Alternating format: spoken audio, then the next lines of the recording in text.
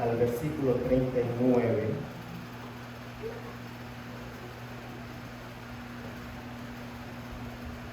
Versículo 16.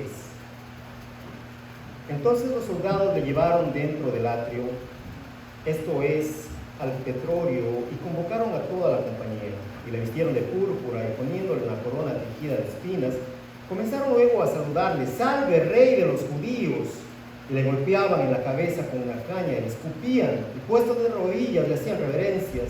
Después de haberle escarnecido, le desnudaron la púrpura y le pusieron sus propios vestidos y le sacaron para crucificarle. Y obligaron a uno que pasaba, Simón de Cirene, padre de Alejandro y de Rufo, que venía del campo, a que le llevase la cruz. Y le llevaron a un lugar llamado Gólgota, que traducido es lugar de la calavera. Y le dieron a beber vino mezclado con mirra, mas él no lo tomó.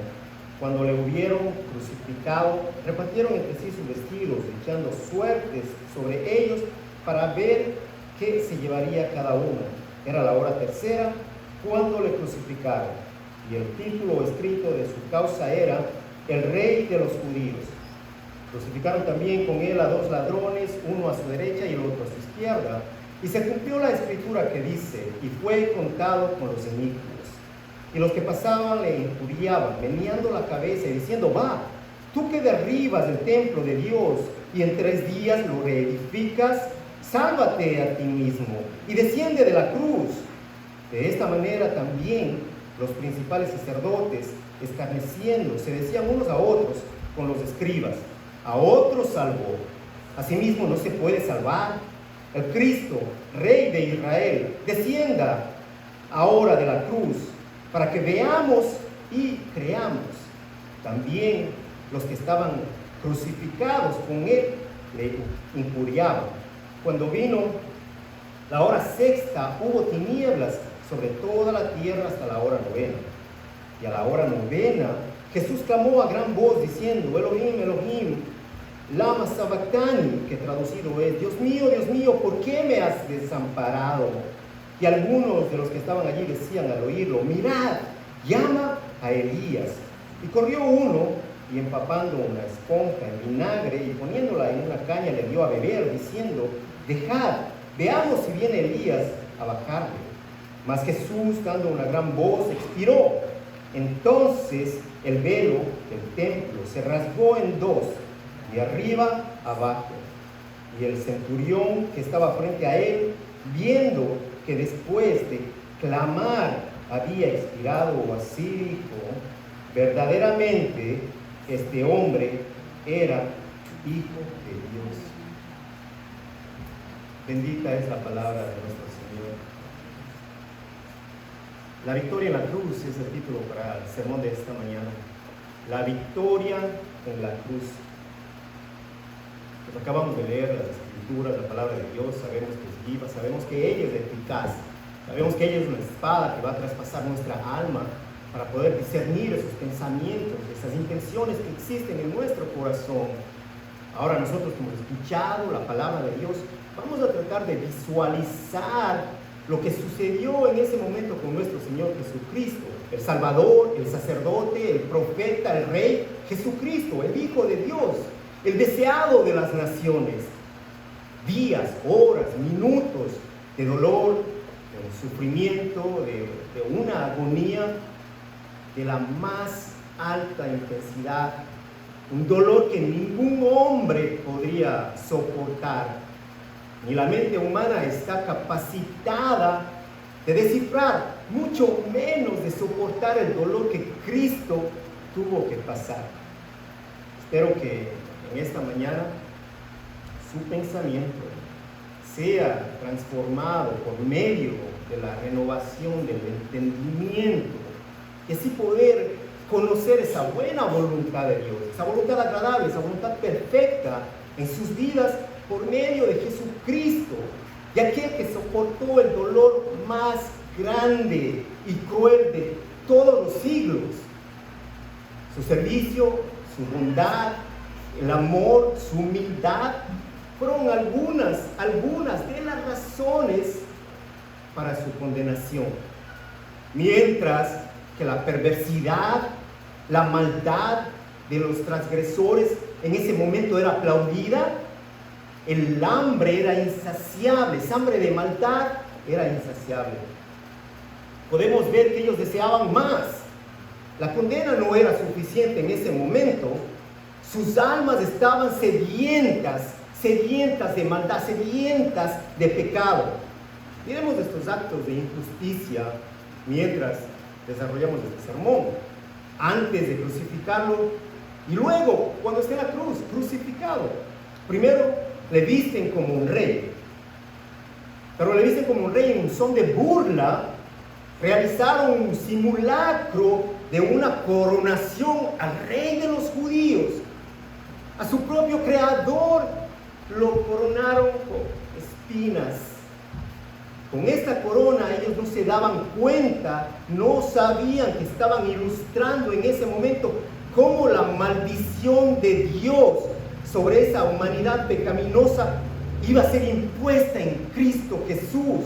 Lo golpearon en la cabeza con un palo, siendo de cuenta que era su cetro, le escupieron, se burlaron con las reverencias, puestos de rodillas, nos dice la palabra, acabamos de leer, lo desnudaron, lo quitaron sus trajes de púrpura de rey para crucificarlo.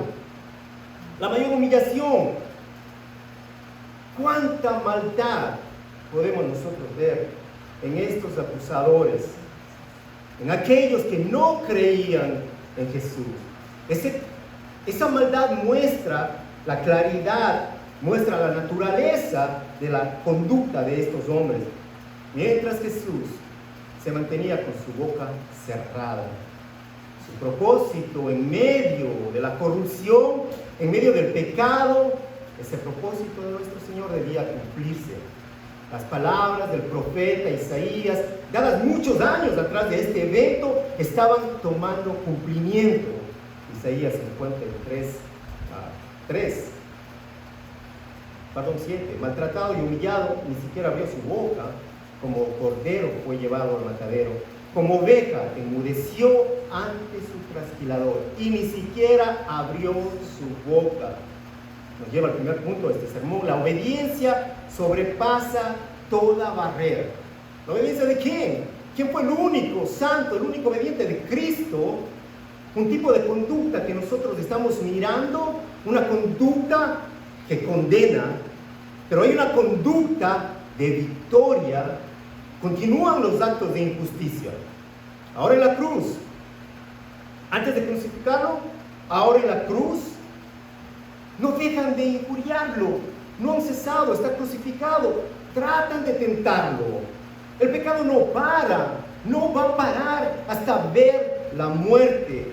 La maldad es insaciable, pero más poderoso es el amor de Dios. Amén. El arma más fuerte la tenía Jesucristo en sus manos.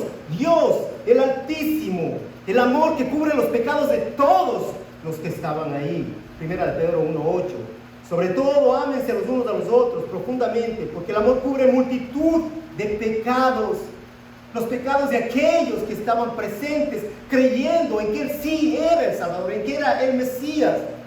Está crucificado en medio de dos ladrones, aunque ellos con este acto pretendían deshonrarlo en la mitad de dos ladrones. Pero esto estaba ya profetizado, que sería condenado con los transgresores, que fue hecho pecado por nosotros, pecadores. En el versículo 23, le dieron de beber vino mezclado con mirra, mas Él no lo tomó. Cuando le hubieron crucificado, repartieron entre sí sus vestidos, echando suerte sobre ellos para ver qué se llevaría cada uno. Cada palabra profética tomaba lugar en Cristo. En el versículo 28, y se cumplió la escritura que dice, y fue contado con los inicuos. Qué despiadados, qué inhumanos. Al mirarlo pendiendo de una cruz, se burlaban, se mofaban, se reían. Y pensar que posiblemente muchos de ellos eran judíos, que estaban dispuestos a guardar la Pascua que celebraban en ese día en la ciudad, mientras que le estaban insultando y burlándose del verdadero Cordero Pascual. Versículo 29. Los que pasaban le injuriaban, meneando la cabeza y diciendo: va, tú que derribas el templo de Dios y en 3 días lo edificas, sálvate a ti mismo, desciende de la cruz. Desciende de la cruz. Tenía todo el poder para descender de esa cruz nuestro Señor. Él tenía el poder para hacerlo, pero no podía descender de aquella cruz, porque si Él lo hubiera hecho, se hubiera salvado a sí mismo y no habría podido salvar a los demás. La única manera de salvarnos era mediante su muerte sustitutoria.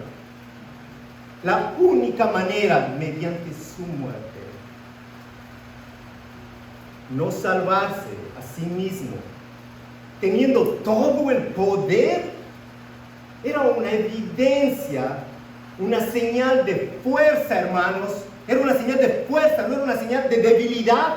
Era su amor, no la impotencia de Jesús que le sujetaba en aquella cruz. Su obediencia, no la debilidad, le impedía bajarse de esa cruz. La obediencia sobrepasa toda barrera. Mientras nosotros intentemos salvarnos a nosotros mismos, no podremos interceder por otros. No podremos. El servicio requiere sacrificio. Recuerde esto. Cristo entregó su vida para salvarnos. Su vida para salvarnos. Y el servicio requiere sacrificio. El amor es sacrificado. El amor no es interesado, hermanos. En el amor no hay interés. En el amor de Cristo, en el amor de Dios no existe interés. No lo hay.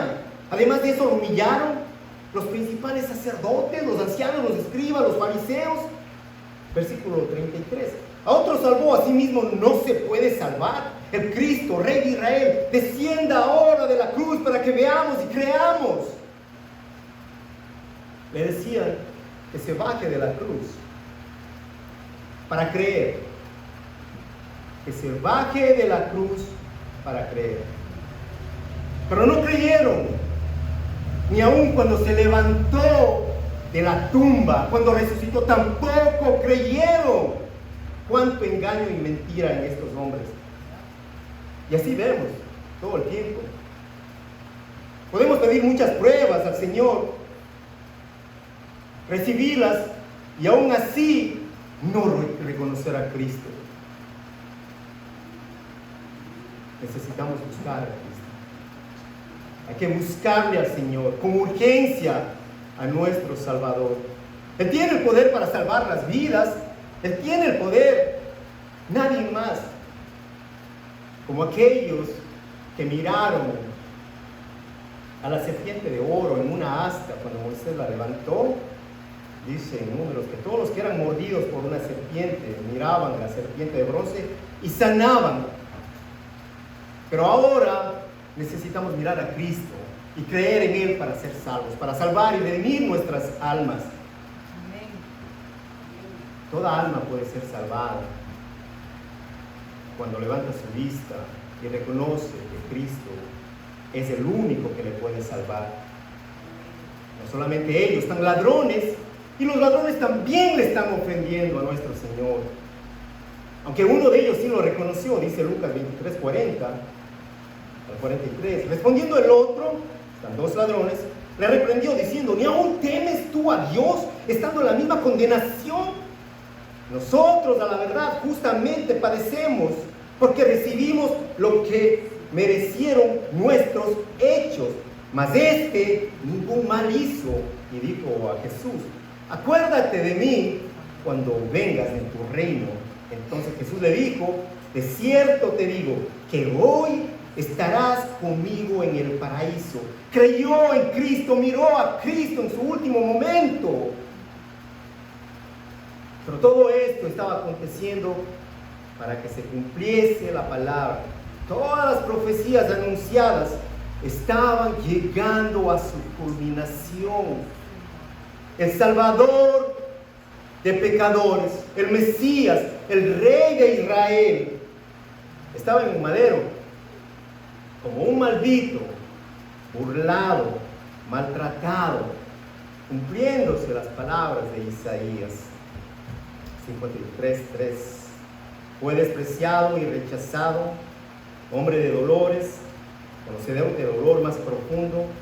Nosotros le dimos la espalda y desviamos la mirada. Fue despreciado y no nos importó. Sin embargo, fueron nuestras debilidades las que él cargó, fueron nuestros dolores lo que lo agobiaron.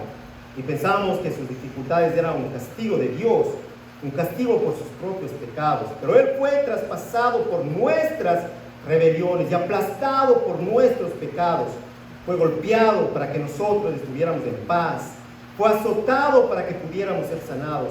Todos nosotros nos hemos extraviado como ovejas. Hemos dejado los caminos de Dios para seguir los nuestros.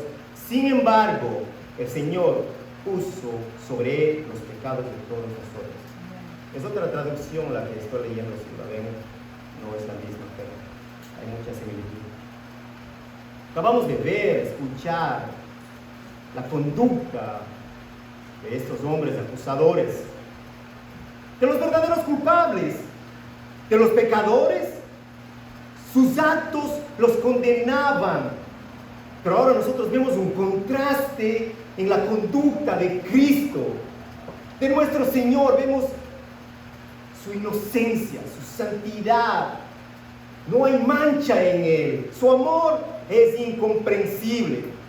Él perdona, él se humilla, un carácter totalmente opuesto. Y ese es el único que nosotros necesitamos seguir. Ese es el único que nosotros necesitamos imitar. Esa humildad, esa mansedumbre, esa santidad de nuestro Señor Jesucristo. Un día tenebroso, de mucho dolor en el mundo entero. La noticia más espeluznante, 11 de septiembre. Inocentes muertos, quemados, asfixiados, confusión, alboroto, temor, ira, un acto de maldad, de venganza, de odio, de deseo de poder. Posiblemente los causantes en ese momento estaban celebrando una victoria, mientras otros lloraban en sus hogares. ¿Cómo podemos nosotros explicar un ataque de esta naturaleza, un asesinato masivo? Inocentes muertos sin ninguna culpa, que solo buscaban llevar el sustento a su casa, que estaban cumpliendo con sus responsabilidades, trabajando, y la muerte les alcanzó. Nosotros jamás podremos olvidar las escenas vistas en ese día de oscuridad en Nueva York. Están grabadas en nuestras mentes, escenas del 11 de septiembre. Hermanos, y este acto de injusticia, de maldad, de odio, ha causado tanto dolor en nosotros, y lo recordamos, y están grabadas en nuestras mentes, cuánto más dolor nos debía causar la injusticia, la burla, el castigo que soportó nuestro Señor Jesucristo por cada uno de nosotros sin ninguna culpa. ¿Cuál es la aplicación para nosotros? Que todos los días, hermano, toda oportunidad que Dios le brinde, que pueda recordar su libertad, que podamos recordar que nosotros somos libres de culpa, hermano, que nadie lo acuse, que somos libres de culpa, que ya no vamos a recibir la ira de Dios, porque ya Jesús cargó con ella, que hoy tenemos entrada directa a su trono de gracia, que podemos derrotar el pecado, hermano, sí, que podemos hacerlo, que podemos huir de la tentación, que Él pone una salida para nosotros, que nosotros somos fuertes en Cristo Jesús, somos fuertes en Él, que tenemos la dirección, la guianza de su Santo Espíritu. Recordemos todas estas cosas y corramos a dar gracias a nuestro Dios cada oportunidad que Él nos dé. por entregar a su Hijo por nosotros. Las palabras de Isaías no necesitan mayor explicación, hermanos. El relato de Marcos es preciso, es suficiente para ver el dolor más grande y temible. Es el segundo punto de este sermón. El dolor más grande y temible. Versículo 33. Cuando vino la hora sexta, hubo tinieblas sobre toda la tierra hasta la hora novena. Y a la hora novena Jesús clamó a gran voz diciendo: Elohim, Elohim, lama sabactami, que traducido es: Dios mío, ¿por qué me has desamparado? La burla, el desprecio llegaron a su final. Las tinieblas en las que ellos vivían ahora estaban sobre toda la tierra. Despreciaron la luz. Ahora toda la tierra estaba cubierta de oscuridad. Estaba cubierta por su pecado, cubierta por su maldad. La verdadera luz, la única que alumbra el alma, estaba en ese momento siendo cubierta. La luz del mundo, hermanos, Jesucristo. Juan 8:16. Él lo dijo. Otra vez Jesús les habló diciendo: yo soy la luz del mundo. El que me sigue no andará en tinieblas, sino que tendrá luz de la vida. Ahora el justo, cargando con el pecado de aquellos, le digo, ¿de quién? De aquellos que no dudaron de su deidad. ¿De todos? No, de los que creyeron, hermanos. De los que creyeron en Él, a pesar de que estaba en esa cruz. De los que no dudaron de que Él era el Mesías. Creyeron que Él es el Hijo de Dios, el único que podía salvar sus vidas. El Salvador, sí, el único que iba a limpiar todos sus pecados.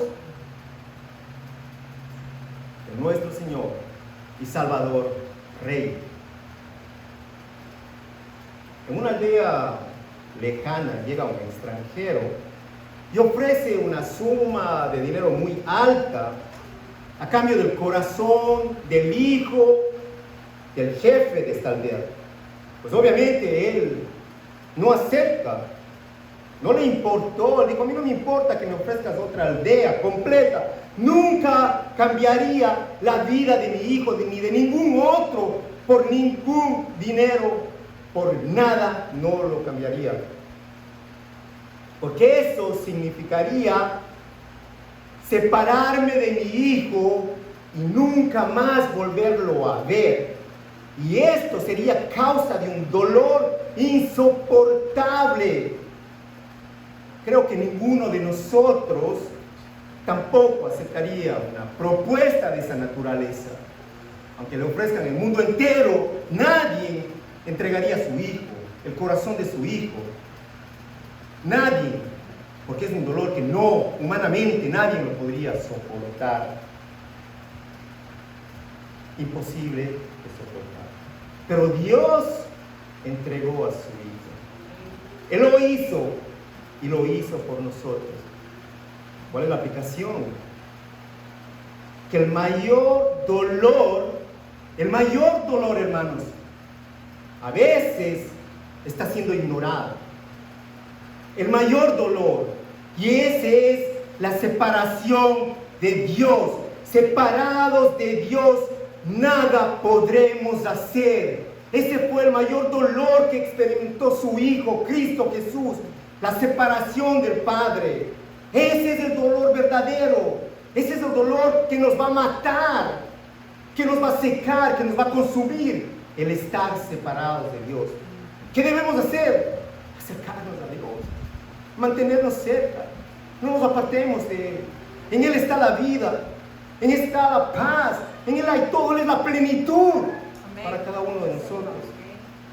Él estaba aquí, nuestro Señor, con su cuerpo traspasado, sus manos, sus pies clavadas sobre un madero. En medio de la burla, el escarnio, el dolor, en silencio estaba Él, sus labios cerrados, para ese cumplimiento de ese plan divino del Padre, para la salvación de pecadores que eran incapaces de pagar su propia condena. mucho menos cargar con la ira de Dios. Pero aquí estaba el Hijo cargando el pecado, la ira del Padre derramada sobre él. Ahora la luz se alejaba y al final las tinieblas cubrían toda la tierra.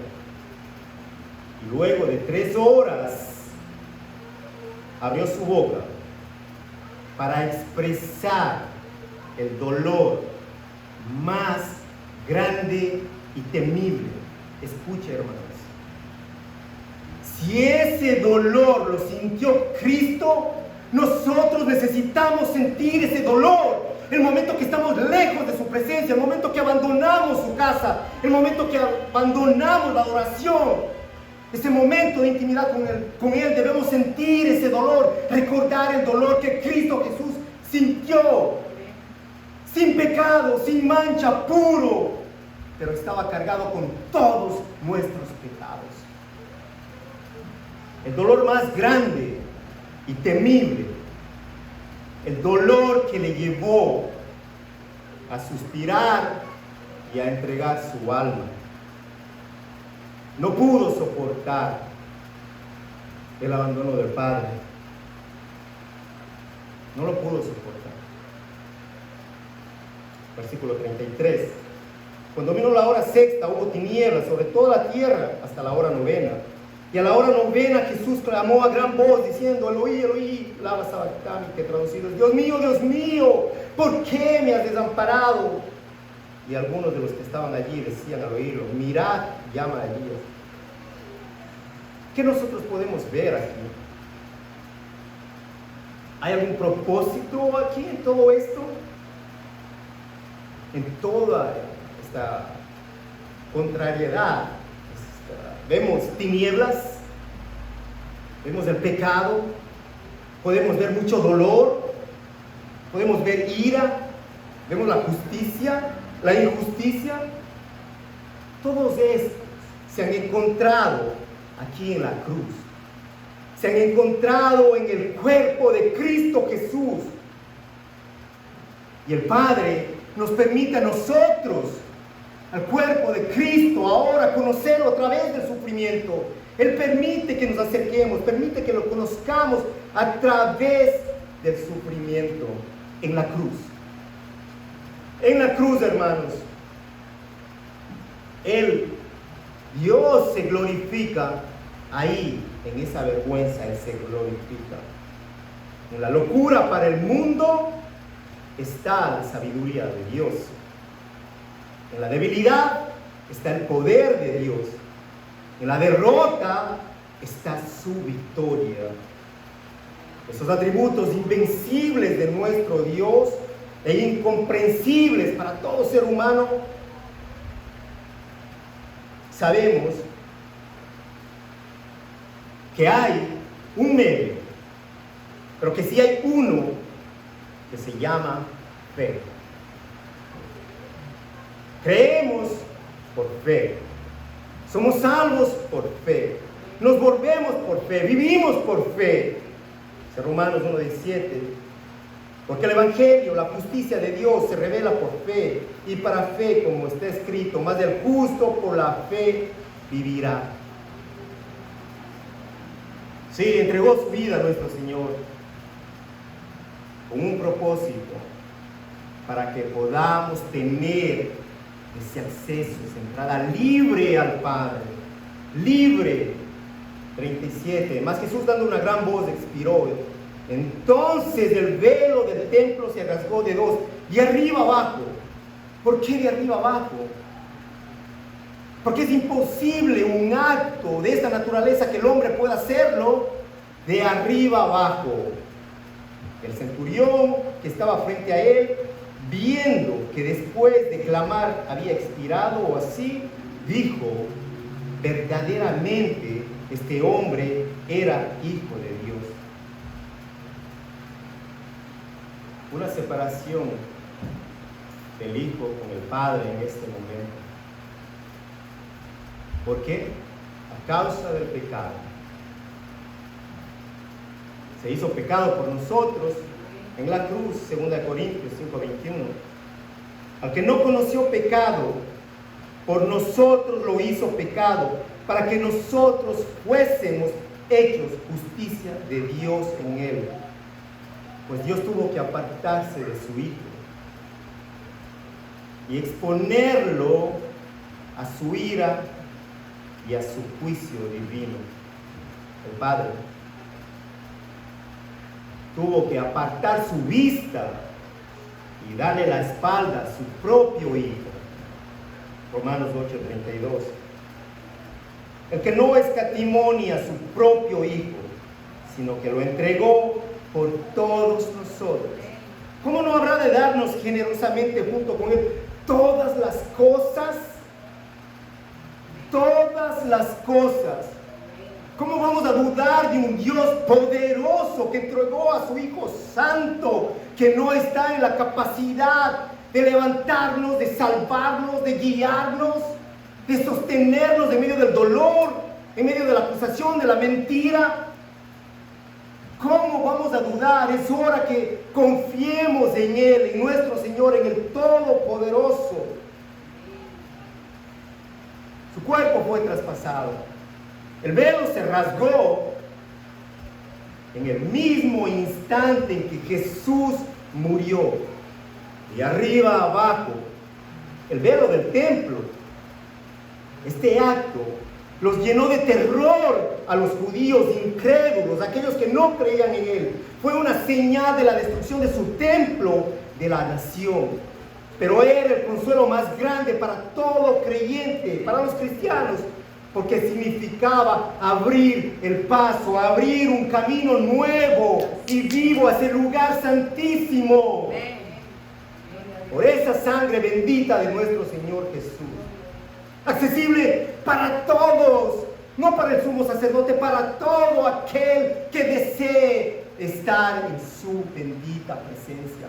Para los pecadores sí, para nosotros que necesitamos ser limpiados todo el tiempo, está Él ahí, para perdonarnos, para levantarnos, para guiarnos un camino libre a su presencia.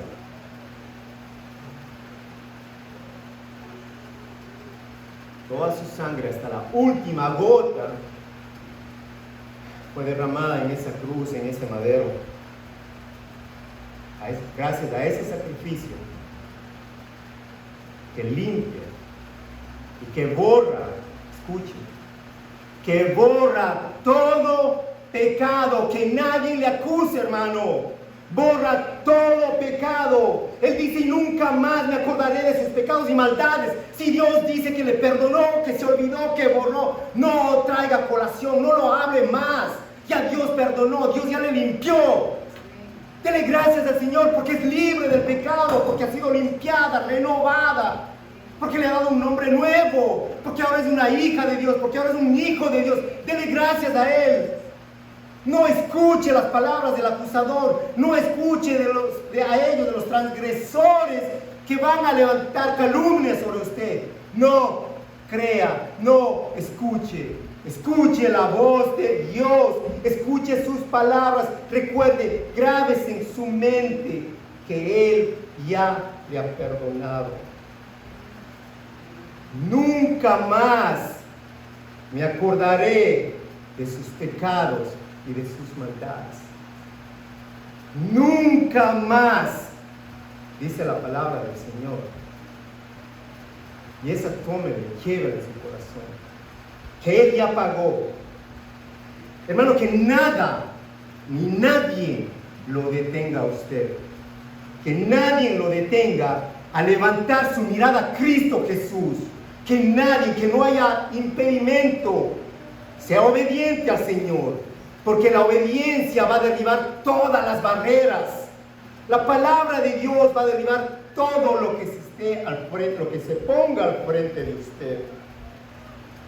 Que no lo detengan en llegar, el acercarse a esa cruz para darle gracias al Señor, para recordar lo que Él lo hizo, para exaltar su nombre. Que nadie le detenga a llegar a ese lugar, para que usted pueda tener ese encuentro divino todo el tiempo. El acceso es libre, hermanos, todo el tiempo. El lugar santísimo es libre para ser adorado en toda lengua, en toda nación. Que sus rodillas se doblen frente al Altísimo Rey y pueda reconocer que Él es el Señor, el Rey, quien dirige sus vidas. El Rey de los judíos estaba escrito sobre su cabeza y no creyeron. No creyeron, a pesar de lo que vieron, lo vieron resucitado y no creyeron. El Señor ha hecho milagros en nuestras vidas, creamos en Él. Somos un milagro de Dios. El estar aquí, su mano santa nos ha transformado y nos permite estar aquí en este lugar, adorándole. Somos santos, cubiertos con la justicia de su Hijo amado Cristo. Santos del cuerpo de Cristo.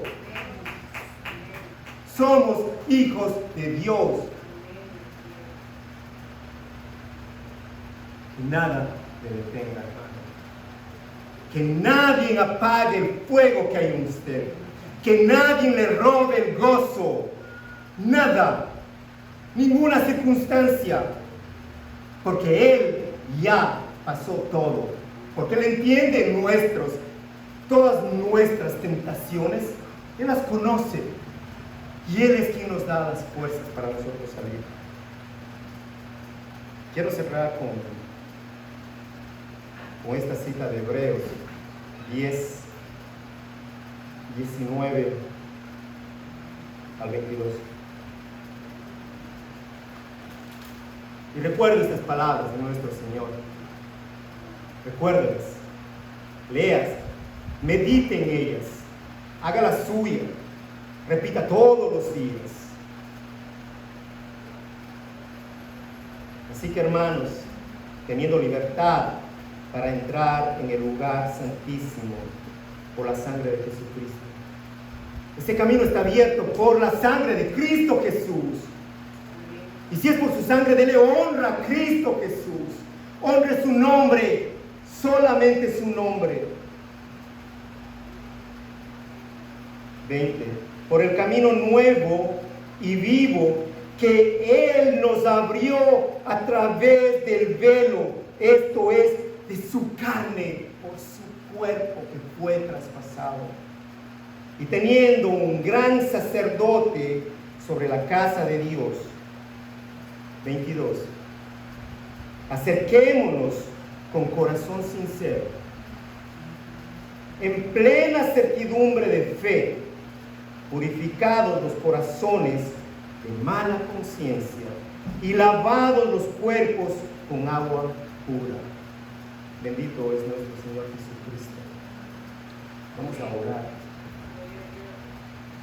Señor,